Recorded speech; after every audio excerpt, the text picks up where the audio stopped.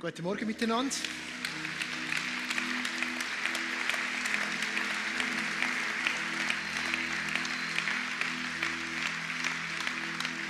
Es ist schön, euch zu sehen. Und genau, vielleicht auch für die jetzt überrascht sind, wieso klatscht man. Das hat sicher damit zu tun, dass ich seit längerer Zeit wieder da oben stehe. Und ich möchte auch sagen, an dieser Stelle, ich freue mich, dass ich heute da sein kann. Ich möchte an dieser Stelle auch mich herzlich bedanken für die Anteilnahme, die ich mitbekommen habe in den letzten 2 Wochen, seit dieser Information vor 2 Wochen über meinen krankheitsbedingten Ausfall. Ich arbeite im Moment zu 60% und in diesem Rahmen freue ich mich auch mega, dass ich das hier jetzt machen darf. Es ist klar, hinter mir liegen bewegte Wochen, aber da liegt auch noch ein Weg vor mir.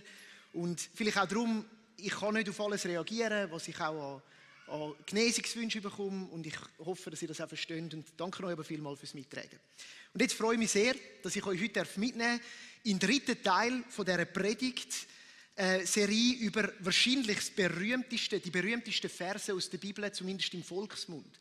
Wir haben nämlich eine Serie über das Vaterunser mit dem Titel «Herr, lehre uns beten».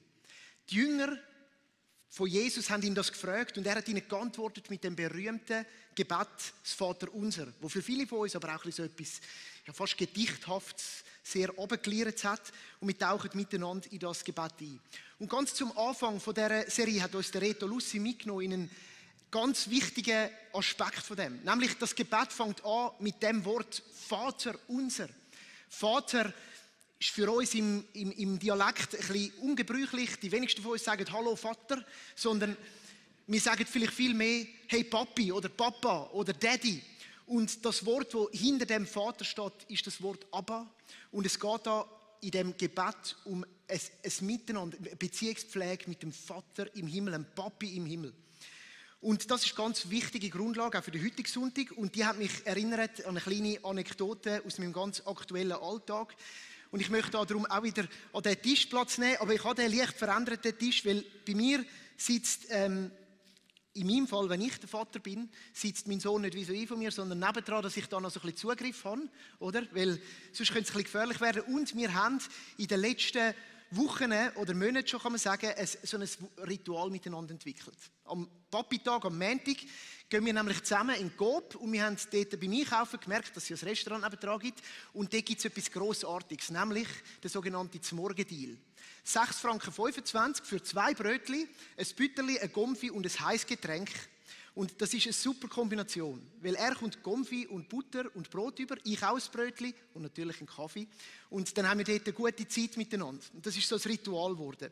Und das hat mich erinnert, als ich mich in die Predigt getaucht bin. Jetzt vor wenigen Wochen, beim letzten Mal, als wir das gemacht haben, vor 2 Wochen, hat das gemeinsame Treffen eine überraschende Wendung genommen. Bis dorthin ist das immer alles tipptopp im Glück verlaufen, aber dann ist das Brötchen von meinem Sohn fertig gewesen. Und dann hat er gesagt, Papi, mehr Brot. Und dann habe ich gesagt, okay, jetzt haben wir das Problem, weil der Deal ist aufgebraucht. Meins ist schon gegessen, dies ist gegessen, es hat noch ganz wenig Gomfi und Butter, aber sorry, Brot gibt es kein. Ist vorbei. Ich habe alle pädagogischen Fähigkeiten, die ich in den letzten Monaten mir angeeignet habe, aufgebraucht, und ich habe gemerkt, es geht nicht. Das Augenwasser ist gestiegen, das Maul ist aufgegangen, und das Geschrei ist losgegangen, und ich habe gemerkt, jetzt wird es peinlich für mich, weil aussen hat es ganz viele erfahrene Eltern, die auch dort sind und mit ihren Kindern im Spiel liegen und so. Und die sehen jetzt den überforderten Vater, der es nicht anbringt, seinem Sohn zu erklären, dass es jetzt kein Brot mehr gibt. Und was habe ich gemacht? Ich habe die Lage abgeschätzt und gesagt, also gut, wir nehmen den Weg auf vom Spielecke hin, wo wir nebenan gesessen sind. Das heisst, ich putze dir zuerst deine Hände und dein Maul, weil ich die sonst nicht rausnehmen und runternehmen. Wir laufen zurück zu der Brottheke und kaufen dort nochmal ein Brötchen. Das kostet dann 3 Franken, also die Hälfte vom Deal. Und gehen wieder zurück und essen das noch. Und ich habe das gemacht, selbstverständlich. Wir haben Brötchen organisiert und er war glücklich gewesen. Und mir ist die Geschichte in den Sinn gekommen, als ich über den Text nachgedacht habe von heute, wo wir zusammen eintauchen. Und zwar ist das der Teil vom Gebet, was heißt: Unser tägliches Brot gib uns heute und vergib uns unsere Schuld, wie auch wir vergeben unseren Schuldigen. Und natürlich ist das ein bisschen komödiant und lustig, weil das ist gerade so mein Alltag, wie das ist. Und einerseits passt es mega gut wegen Brot oder eben Boot. Ich bin ja froh, hat er nicht ein Boot gemeint, weil für das habe ich schlicht und einfach zu wenig Geld. Aber für Brot langt es dann noch. Aber es hat mich mehr bewegt auch, weil das Bild ja so stark ist. Und das haben wir jetzt schon zweimal gehört, nämlich, dass der Vater da sitzt mit dem Kind. Wir sind seine Kinder. Und mein Sohn hat das sicher ganz schön gezeigt, dass in dem Moment tut man seine Bedürfnisse kund. Und zwar bis in die Emotionen hinein. Das war keine Frage, das ist nicht peinlich für ihn. Die Tränen steigen auf, da wird geschrauen und gesagt, ich will jetzt mehr Boot, mehr Boot.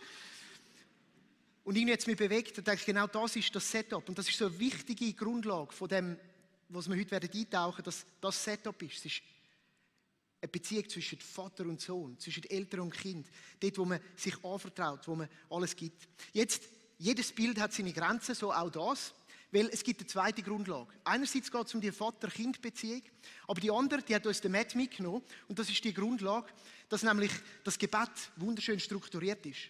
Und er hat uns letzte Woche darum in einen Teil mitgenommen, wo zeigt, was vor dieser persönlichen Bitte und vom Bedürfnis ausdrücken kommt. Nämlich 3 Verse, die darum gehen, wer Gott ist.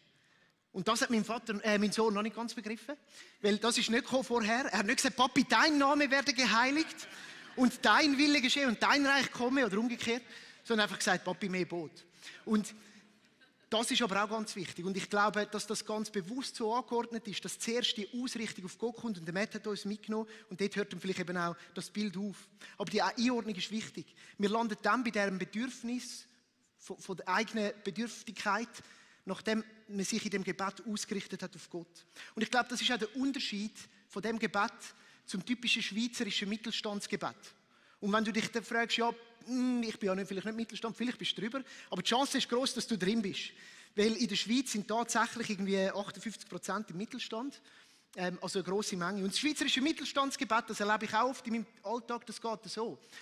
Vater im Himmel, du siehst, ich habe erstens wenig Zeit für das Gebet, weil am Morgen ich habe Stress. Du siehst, ich habe heute einen strengen Tag von mir. Ich habe schwierige, herausfordernde Sachen. Ich bitte dich, dass du schaust bei meinem Chef, dass das, was ich als Anliegen habe, durchkommt. Und du siehst auch unsere Kinder, die sollten auch noch dort und da. Und gell, könntest du meine Frau noch sagen und ihr im Herz zeigen, dass sie dort eigentlich müsste. Ja, genau. Und dann, dein Name werde geheiligt, dein Reich komme, dein Wille geschehe. Amen. Gell? Ciao. Guten Tag. Ich überzeichne bewusst. Aber ich glaube schon, dass wir sehr geprägt sind von dem, dass wir sehr von uns ausgehen. Und das Gebet, wo wir zusammen drin baden in diesen Wochen, das dreht all das um. Das ist ein Rückbezug auf die Predigt von letzter Woche. Alles dreht sich um Gott. Wir drehen uns um ihn und nicht Gott dreht sich um uns. Und gleichzeitig ist es aber das Bild von Kind und Vater. Von bedürftig und gebend, versorgend. Und das ist eine Grundlage. Und wir dürfen dann auch unsere, wenn wir dann landen bei dieser Bitte, unsere Bitte bringen. Und ich möchte mit euch eintauchen in den Vers. Dort heisst es nämlich, unser tägliches Brot gib uns heute. Und wir fokussieren zuerst das unser. Ich bin gestürchelt, weil eben mein Mittelstandsgebet fängt meistens nicht mit unser an, sondern mit mir. Gib mir mein tägliches Brot, gib mir das, was ich brauche. Und ich glaube, das ist ganz bewusst, dass das da anders steht. Es hat natürlich auch sicher mit der Kultur von damals zu tun, wo viel mehr Gemeinschaft im Fokus hat. Aber Jesus sagt ja ganz bestimmt das auch so, weil er sagt, am Ende bist du immer jemand in einer Gemeinschaft vor Gott. Und der christliche Glaube ist einfach nicht ein Solo-Game, wo du selber machst und wo es nur um dich geht, sondern auch da wieder, es ist nicht eine individuelle Geschichte, sondern es ist eine gemeinschaftliche Angelegenheit. Und in dem Moment, wo du vor Gott kommst mit deiner Bedürftigkeit, kannst du bewusst sein und sollst dir bewusst sein, dass nebendran Milliarden von Menschen auch Kinder von Gott sind. Und auch bedürftig sind. Und auch etwas brauchen. Und ich glaube, das sich zu bewusst werden, hilft uns, dass wir vor der Falle vom Egoismus bewahrt werden. Und vielleicht auch immer wieder das mal ganz bewusst so zu spüren und auch zu beten für uns, für unser Bedürfnis, für das von dieser Gruppe, wo wir zugehören, von dieser Familie, von dieser Gemeinschaft, von dieser, was auch immer du dich zugehörig fühlst, aber auch noch viel weiter als ein Teil von dieser Menschheit. Und vielleicht hilft es uns dort auch, gerade auch zu beten für andere, für die Nöte, die andere Leute auch haben. Vielleicht ist das schon so ein erster Schritt in die Fürbitte. Unser tägliches Brot gib uns heute. Und diese Frage möchte ich dir heute schon mal so mitgeben. Wie steht es um dein Bittgebet? Bist du dir in dem Moment bewusst, dass du als eine oder einer von vielen vor den Vater kommst? Dass er Vater ist von vielen? Wie würdest du dein Gebet verändern? Und was für Hilfsmittel kannst du einbauen? Ich denke, eins ist das, dass wir gesagt haben, wir wollen uns bewusst diesen Krisen in dieser Welt auch als Gemeinschaft bewusst werden. Weil da sind ganz viele Kinder von Gott, die bedürftig sind im Krieg. Da in der Nähe in Europa, aber auch weiter umeinander. Und die Haltung ist entscheidend und sie hilft uns und sie tut uns gut. Es bringt uns irgendwo in den richtigen Blick. Und dann geht es weiter. Unser tägliches Brot gib uns heute. Viele Übersetzer, Bibelübersetzer, kommen zum Schluss, dass man die Worte eigentlich auch übersetzen mit gib uns das nötige Brot. Gib uns das, was wir nötig haben. Der Begriff täglich ist damals gerade angeklungen bei den Leuten, die das gehört haben, weil sie haben in einem Setup gelebt, wo es ganz viele Taglöhner gegeben hat. Das war die Unterschicht. Also Mittelschicht hat es dort nicht so gegeben, es hat einfach eine Oberschicht und eine Unterschicht gegeben. Und die meisten von diesen Leuten, die Jesus zugelassen haben, sind wohl eher in der Unterschicht gewesen. Und wenn sie das gehört haben, ist ihnen wohl gerade das Bild klar gekommen. Ich bin ein Taglöhner und jeden Tag arbeite ich, damit ich genug bekomme. Und die Bitte an Gott mit dem täglichen steht da, darum auch stellvertretend für das, was ich heute nötig habe. Der Lohn hat gelangt für einen Tag. Aber es ist ein Unterschied, weil der Taglohn ist immer bekommen für den nächsten Tag. Aber in der Verbindung mit Gott ist es ganz im Heute, ganz im Jetzt. Also das Gebet ruft uns in die Verbindung mit Gott für unsere täglichen, jetzigen Bedürfnisse. Und es ist tatsächlich nicht ein Gebet für Überfluss, sondern es ist ein Gebet fürs Nötige, für das, was ich jetzt brauche. Und dann gibt es noch einen zweiten spannenden Aspekt. Und ich denke, das ist vielen von diesen Hörern in den Sinn gekommen. Sie sind Juden gewesen und sie haben die Geschichte vom Volk der Israeliten gekannt. Und dort ist ihnen sicher gerade in den Kopf gekommen, dass sie in der Wüste ja so eine Versorgungsgeschichte gegeben hat mit dem Manna, mit dem berühmten Brot vom Himmel. Und dass Gott ihnen schon gesagt hat, sammelt euch das an, aber nicht für die nächsten 5 Tage, auch nicht für die nächsten 2 Tage, sondern für heute. Ja, es ist sogar nicht aufbewahrbar gewesen für die nächsten Tage. Nur am Samstag hat es genug gehabt, auch für den Sonntag. Und ich denke, das ist vielen auch angeklungen. Zu merken, okay, das Ausrichten und sagen, unser tägliches Brot gibt uns heute, ist ein Ausrichten an einen Gott, der dir täglich will, Versorger sein fürs Nötige. Ich bin überzeugt, dass Jesus seinen Nachfolgern will sagen, eure Spiritualität soll im Kern dazu führen, dass ihr euch ganz von Gott abhängig macht, von dem Vater. Weil alles von ihm kommt, weil er Quelle vom Leben ist. Und betet darum in dem Sinn und sind euch dessen bewusst. Lebt eure Beziehung mit ihm täglich und besonders heute. Und das beinhaltet wohl mehr denn auch als nur Herzbrot, sondern es ist eben wieder ein Ausdruck von dieser Beziehung. Weil weißt du, am Ende ist doch das weißt du aus jeder von deinen persönlichen Beziehungen. Beziehungen leben nur von dieser Zeit miteinander. Und ja, die ist manchmal mehr da im Überfluss, manchmal weniger, aber jede Beziehung, wo du willst, dass sie weitergeht, die musst du pflegen. Und da will ich wirklich heute auch einen Punkt machen und dir sagen, wenn du sagst, ich fühle mich fern von Gott, dann will ich dir heute nicht einfach alle Schuld zuschieben, aber ich will dir schon sagen, überleg mal, wo du dir Zeit nimmst für Gott. Und das Gebet ruft uns in die tägliche, regelmäßige Zeit. Steht nicht, dass wir das Stunden machen sollen. Nein, ganz im Gegenteil, in der Einleitung steht, macht es kurz, macht es persönlich, privat, plappert nicht wie die Heiden. Aber dann macht die Zeit, verbringt die Zeit, täglich, in der täglichen Verbindung, im täglichen Bewusstsein. Und dann gibt es ganz bestimmt ganz gute Momente am Tisch und nicht nur einfach das Brot für heute. Und erst recht nicht Herzbrot. Und dann kommen wir zu dem Brot. Unser tägliches Brot gibt uns heute. Ich meine ganz ehrlich, Brot. Ist Grundnahrungsmittel für uns. Am Sonntag ist Brot okay, weil dann ist es Zopf. Einmal bei vielen von uns, denke ich. Aber Brot ist nicht so spektakulär. Ja, es gibt schon sehr feine Brötchen und in der Schweiz haben wir eine gute Kultur, das ist schon so. Aber vielleicht werden das Brot eben schon etwas anderes. Aber eben, wie gesagt, das habe ich nicht. Das Brot steht für das Lebensnotwendige und das war ja schon damals. Es ist Grundnahrungsmittel, oder? Das Getreide und aus dem hat man Sachen machen, backen. Und das ist das, was damals sicher ein Bedürfnis war von diesen Leuten. Und das ist eine Challenge für uns, weil wie gesagt, wir sind an einem anderen Ort. 58% von uns leben im Mittelstand. Wir haben genug Brot, definitiv. Wir haben genug Geld fürs Brot, fürs Tägliche. Und so denke ich, dass wir, wenn wir das uns heute auch übertragen wollen, dass auch ein Ruf ist an uns, vielleicht uns dem Brot einmal bewusst werden und sagen, hey, Brot ist genug. Und da gibt es so viele 5-Gang-Menüs, wo viele von uns, und ich weiss nicht alle, aber viele von uns sich leisten können, die aber uns am Ende doch leer lassen, weil wir nicht beim wirklichen Brot vom Leben angedockt sind. Und ich denke, das Gebet wird uns auf das hinweisen. Sagen, so vieles ruft, so viele Gänge rufen, so viele gute Gomios, so viele Food Trends, man redet ja von Food Porn, oder?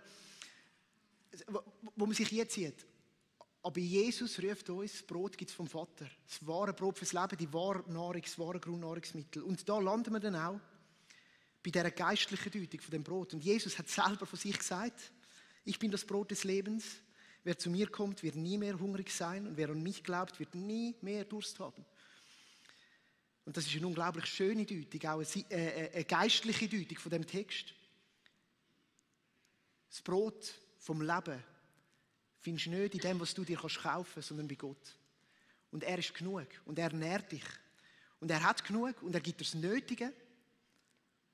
Und das ist das, was auch wirklich Substanz hat und dich wirklich nährt. Und alle Ablenkungen, die wir bei 5-Gänger uns einziehen wollen, weil sie noch spannend sind, alles Materielle, das da drin liegt, das Geld, das wir drin investieren, alle vielleicht auch FOMO, Fear of Missing Out, von diesen Sachen, wo uns so gesagt wird, das musst du auch noch haben. Ich meine, es sind schöne Sachen und Gott sei Dank, wir leben im Mittelstand. Das ist vielleicht der Segen darüber aus, den wir haben. Aber mach dich nicht abhängig von dem. Das Gebet ruft dich dazu auf. Mach dich nicht abhängig von dem. Deine Arbeit kann so etwas sein. Dein Ansehen vor den Menschen. Aber es wird nie genug sein. Wahre Nahrung findest du in dem Brot vom Leben Jesus. Und jetzt denkst du vielleicht, ja ganz ehrlich, aber wie viel Relevanz hat denn das Gebet noch, wenn das ein Gebet war für damals eine arme Bevölkerung, die eben nur das Nötigste fürs Leben gerade gehabt hat, die auch immer wieder fürchten müssen, finde ich den nächsten Taglöhnerjob, wird die überhaupt genommen? Ich meine eben, wie gesagt, wir stehen heute an einem anderen Ort. Und ich möchte so in 3 Punkten nochmal kurz wiederholen, wieso ich das Gebet als entscheidend empfinde, auch für die heutige Zeit, für eine fortgeschrittene Gesellschaft in der Schweiz, wo wir mehr als genug haben, oder viele von uns mehr als genug haben, auch wenn es im Moment vielleicht ein bisschen weniger ist, als es auch schon war, und auch wenn wir Inflation haben und so weiter. Das Erste ist das, es geht eben um die Beziehung. Das Gebet führt uns in die Beziehung. Der Aspekt Papi im Himmel. Es ist ein Alleinstellungsmerkmal vom christlichen Glauben, dass wir eine persönliche Beziehung zu unserem Gott haben können. Es ist nicht ein Gott, der irgendwelchen gesichtslosen Seelen einfach so Segnungen zukommen lässt, weil sie die richtigen Opferungen bringen, sondern es ist die Sehnsucht von dem Vater, täglich zu ihm zu kommen und um das Brot von ihm zu bitten, weil er will in Verbindung sein. Ich liebe es, Zeit mit meinem Sohn zu verbringen. Ich liebe es. Es ist manchmal auch wirklich streng, es ist manchmal auch wirklich mühsam, aber ich liebe es. Besonders liebe ich es dann, wenn ich merke, dass er mich braucht. Das Gebet zieht uns in die Beziehung. Und ich glaube, da drin kommt auch etwas raus. Ich habe vorher gesagt, hey, bist du bewusst, das ist unser Vater und nicht mein Vater.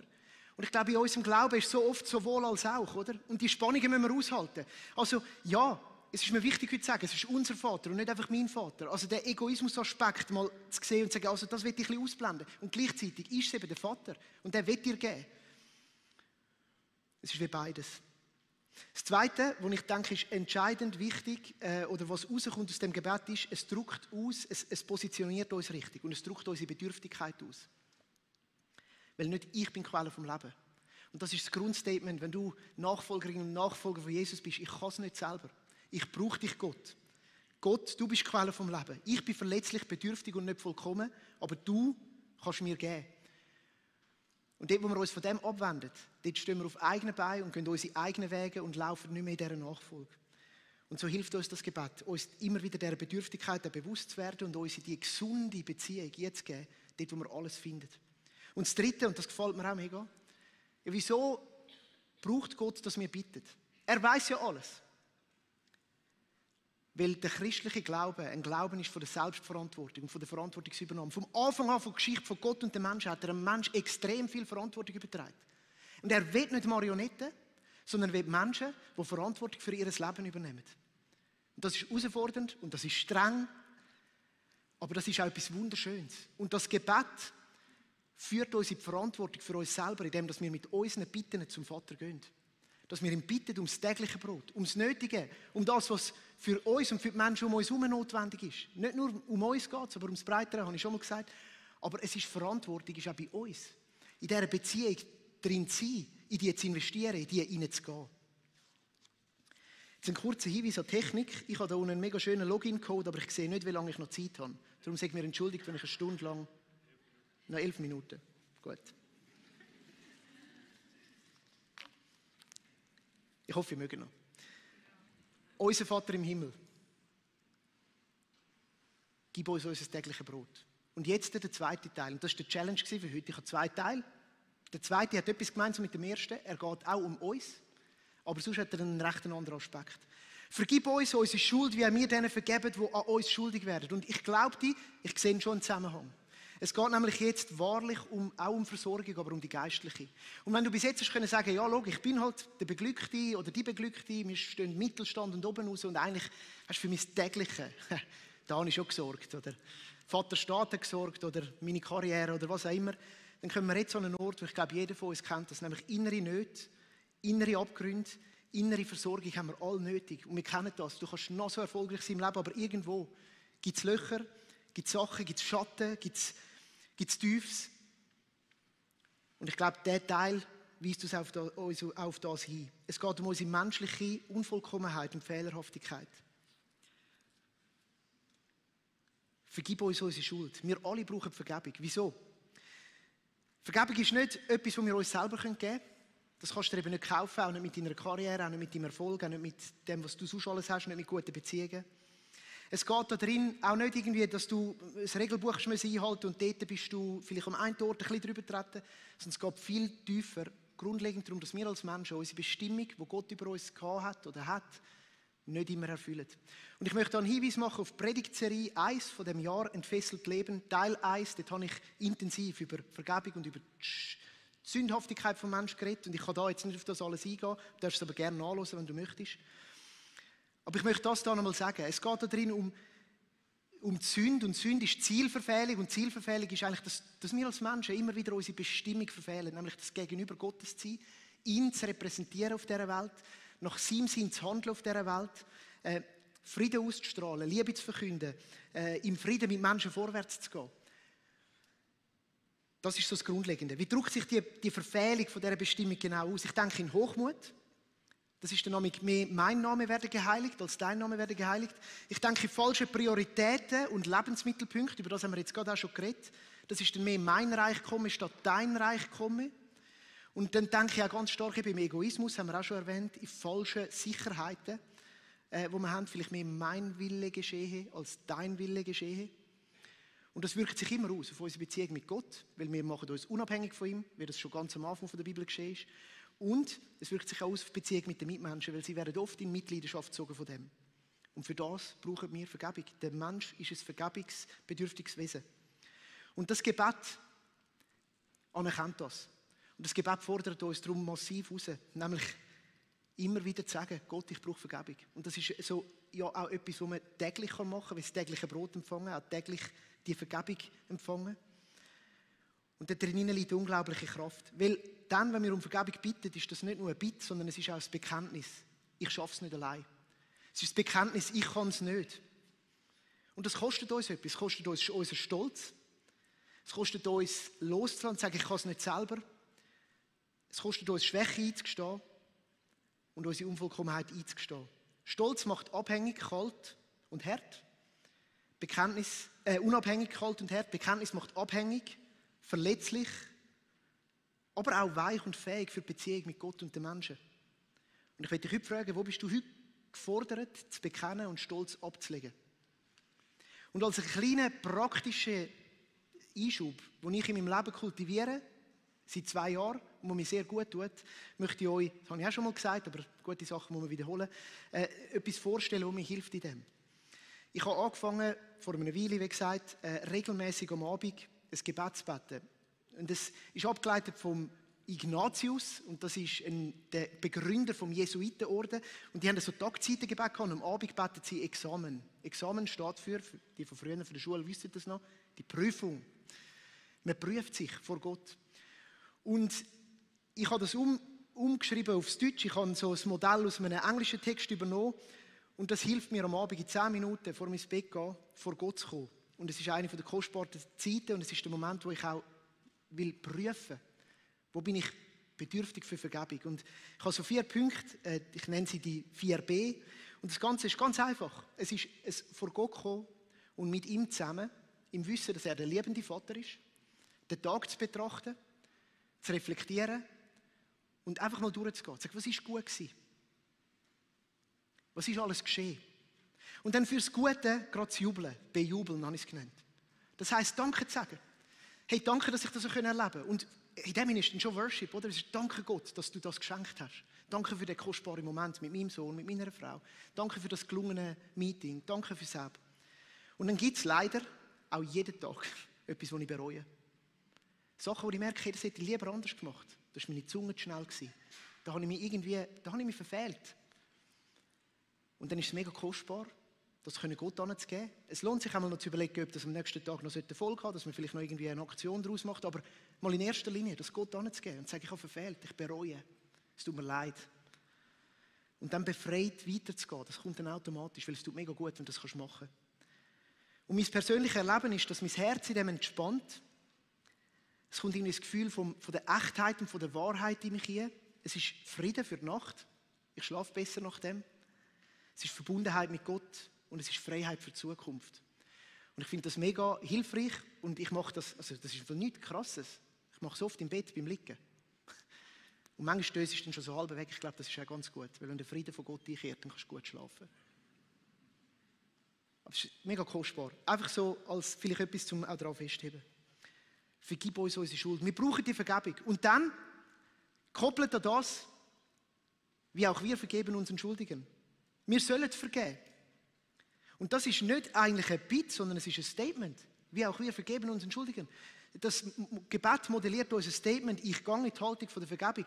Und ich glaube auch da, die ersten Hörer, die das gehört haben von Jesus, die haben gerade gemerkt, er hat schon über das geredet. Mit dem Petrus, wo der Petrus gesagt hat, ja, wie viel Mal muss ich genau vergeben? Oder bei dem Gleichnis vom Schalksknecht, oder, wo der eine mega viel Vergebung überkommt und nachher geht er und holt einen, der ihm ein Muckenfürzchen schuldet und zwingt ihn, ihm das zurückzuzahlen.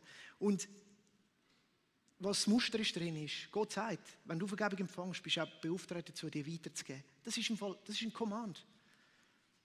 Es gehört dazu, dass wir das weitergeben. Und uns fällt es schwer, trotz unserer eigenen Unvollkommenheit, die Unvollkommenheit von anderen Menschen nicht anzurechnen. Wir lieben die Vergeltung. Einmal mir geht es so, weil gratis geben wir nicht so gerne etwas. Mein Bedürfnis, dort, wo mir Unrecht da worden ist, das Unrecht einzufordern, Recht zu bekommen, und zwar am liebsten öffentlich, so dass alle sehen. Ja, das kenne ich. Ich kenne es in der Ehe, indem ich dann manchmal so einen Halbdeal versuche, zu sagen, okay, ich vergebe jetzt dir das mal, aber du musst mir versprechen, dass es nie mehr geschieht. Und weißt, eine Art ist das schon okay, das ist auch das Miteinander, das muss ja so laufen. Aber ist mir bewusst worden, das ist ja eigentlich eine Vergeltung auf Raten für nachher. Vergebung heisst, ich lasse los und ich halte es dir nicht mehr vor. Und ganz ehrlich, so oft schaffe ich das nicht. Aber es ist zutiefst menschlich auch, das darf man auch mal anerkennen. Das Bedürfnis. Und ja, wenn dann Wiedergutmachung kommt, ist das auch ganz okay. Und ich will nicht gegen das reden. Aber was, wenn sie nicht kommt? Was, wenn alles verhärtet ist und wenn keine Einsicht da ist, dann macht es etwas mit dir. Weil die Schuld, die dann da steht, wo du daran festhebst, die knechtet wohl weniger der andere als vor allem dich. Und dort drin ist es entscheidend, dass wir dem Aufruf, in dem Gebet Erfolg leisten und sagen, ich will Gott mit dir zusammen immer wieder mich ausrichten auf Vergebung gegenüber meinen Mitmenschen. Sonst wird Bitterkeit wachsen in unserem Herz. Und das ist vor allem für uns und unser nächstes Umfeld schädlich.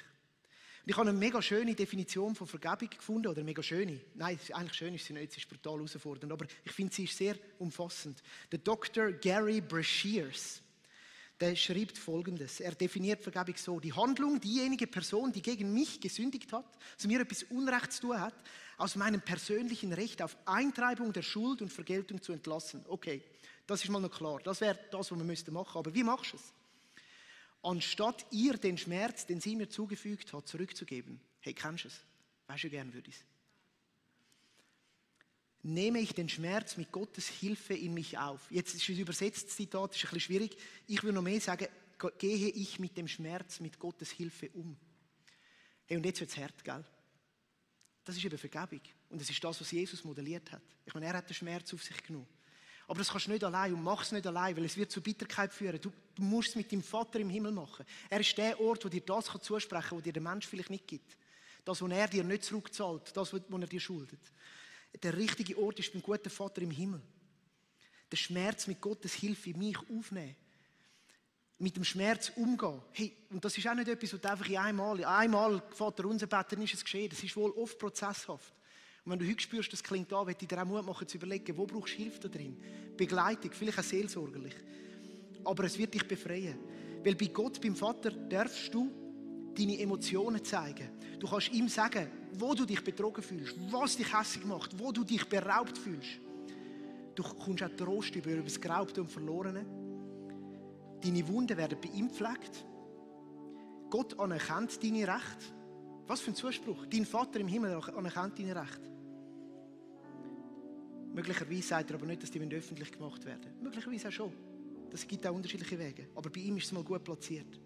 Bei Gott kannst du dein Recht auf Wiedergutmachung platzieren. Er kann dich entlasten und dich bestätigen. Ich möchte uns heute Mut machen, dass wir die Schmerzen nicht einfach in uns aufnehmen, weil dann gibt es Bitterkeit und Härte, sondern Vergebung anfangen mit Gott durchzuschaffen. Das befreit in erster Linie uns und dann natürlich auch unser Gegenüber. Unser tägliches Brot gib uns heute und vergib uns unsere Schuld, wie auch wir vergeben unseren Schuldigen. Was ist dein Brot vom Leben? Und wo ist heute ein Ruf da, dass du dich auf deine geistliche Nahrung ausrichten sollst? Bei Jesus alles nochmal neu sollst finden, dich nochmal ihm hinwenden, vielleicht zum ersten Mal. Aber auch für was darfst du heute bitten? Weil du darfst wissen, dass du zu einem Vater kommst im Himmel, der sein Kind liebt und will wissen, wie es dir geht und was du brauchst. Dann frag, wo brauchst du Vergebung? Und wo kann das Gebet dir helfen, die auch wieder in Anspruch zu nehmen? Zu bekennen, dass du nicht diesen Maßstab genügst, dass du deiner Berufung entflohen bist. Und dann auch die Frage, wem sollst du vergeben? Wem musst du vergeben? Und wo brauchst du Gottes Hilfe im Umgang damit? Ich möchte das so euch heute weitergeben. Und um das noch so in unseren Herzen sinken zu lassen, möchte ich euch jetzt einladen, zum Aufstehen und dass wir miteinander das Vaterunser zusammen beten. Und vielleicht ganz besonders in diesen Versen von heute auch das nochmal sinken lassen.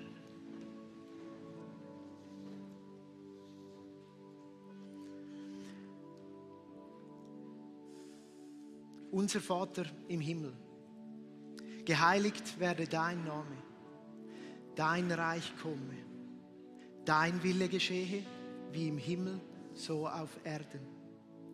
Unser tägliches Brot gib uns heute und vergib uns unsere Schuld, wie auch wir vergeben unseren Schuldigen.